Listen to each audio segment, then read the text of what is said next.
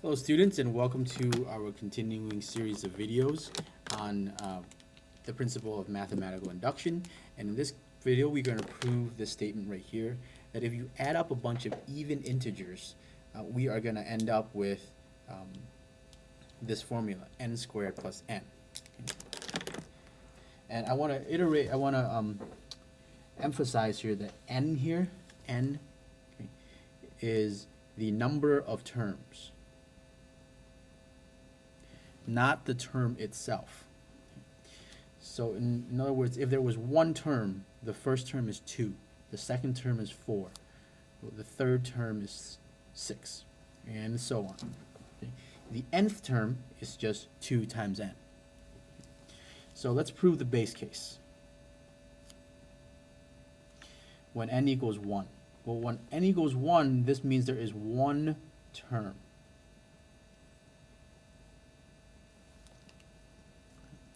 So on the left-hand side, all we have is one term, which is 2.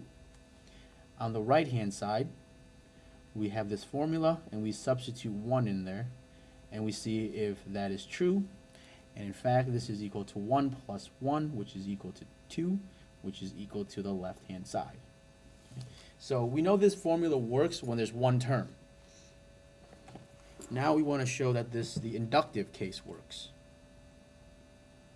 or the inductive step, I should say. So show that if the claim is true for n equals k, in other words, 2 plus 4 plus 6 plus all the way up to 2k, if this is true for some number k,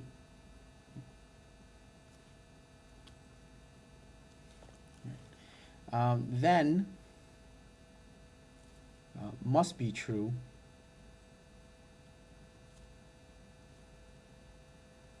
for n equals k plus 1.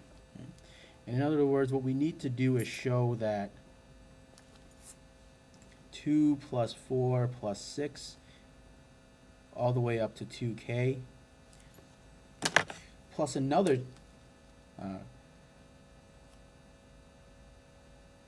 term, 2k plus 1, this is going to be equal to this formula except with k plus 1.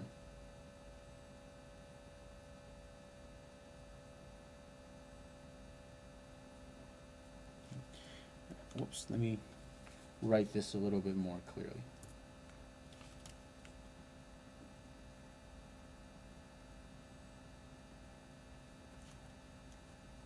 All right. So if this first statement here is true, then show that this statement, then this statement must be true. So we're going to use this as our given. Okay, so we can also say that this is like a given. And this is the thing that we're trying to show. All right. Well, let's start with the left-hand side, as we usually do. We have 2 plus 4. Oops, let me write this better. Sorry about that.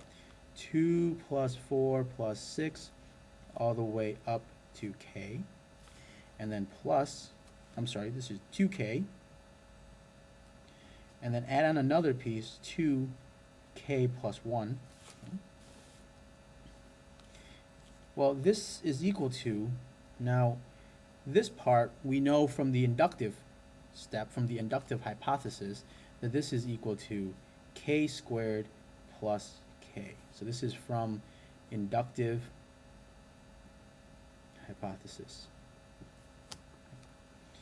plus this extra term here, 2k plus 1. Well, now it's a lot of just simplification. This is k squared plus k plus 2k plus 2. All right. Now we can certainly put all this together. So now we have k squared plus 3k plus 2. Right. Now I can do some sort of factoring, or there's a couple ways that I can approach this, but I can also just work with the right hand side here. So the right hand side is supposed to be k plus 1 squared plus k plus 1. So I can multiply this out, and I get k squared plus 2k plus 1 plus k plus 1. And then simplify these terms, k squared plus 2k, okay, 3k plus 2. And so you can see from here that the left-hand side is equal to the right-hand side. So we are done. Now, alternatively, there's another way that we can do this.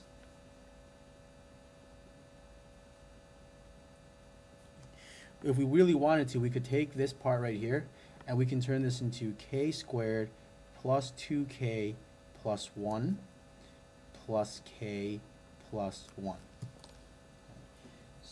So what I'm essentially doing is breaking up this 3k into 2k and k, and I'm breaking up this 2 into 1, 1, because then that will allow me to factor this into k plus 1 squared, okay, plus k plus 1.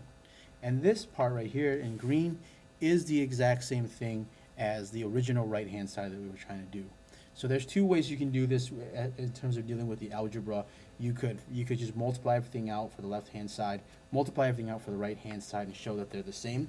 Now sometimes that can be tedious, and you might want to think of some other creative way, but both ways work just fine. And again, I want to clarify one thing here that I didn't do at the top. This should be for all integers n greater than or equal to 1. This statement is true. And again, up here, we are making a statement about what we're trying to prove overall is that this is true for every single integer. And in here, we're just saying that this is true for one integer, some integer k. K could be 2, k could be 10 million, but for some integer k. If it's true for k, then we have shown down here that this is true for k plus 1. The inductive step combined with the original step shows us that this is true for, in fact, every single integer. All right. So thank you for watching. Have a wonderful day, and keep working on this stuff. Keep thinking about it. Again, ask yourself why the difference between k and n, and if you can sort of unravel that a little bit, that'll make things a little bit more digestible for you here. Have a wonderful